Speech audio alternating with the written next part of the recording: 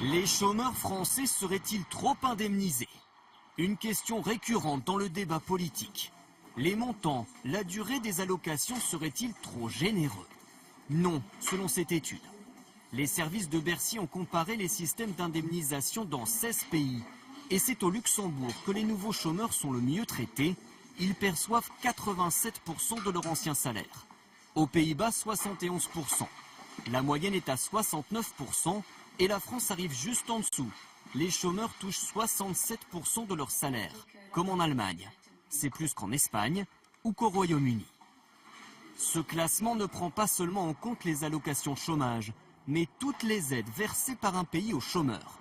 En Allemagne, par exemple, ils bénéficient de fortes baisses d'impôts. Et au Royaume-Uni, ils touchent une allocation logement et plus d'allocations familiales.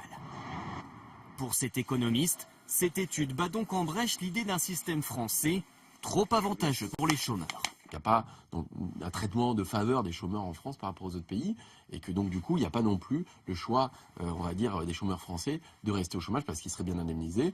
Mais pour d'autres, une réforme de l'assurance chômage est tout de même nécessaire. Aujourd'hui aussi, il y a quelque chose, un point important, c'est que l'assurance chômage est en déficit. Elle a accumulé une dette de 30 milliards d'euros en l'espace d'une quinzaine d'années et que le système n'est pas fait pour contenir, pour continuer de fonctionner avec autant de dettes chaque année.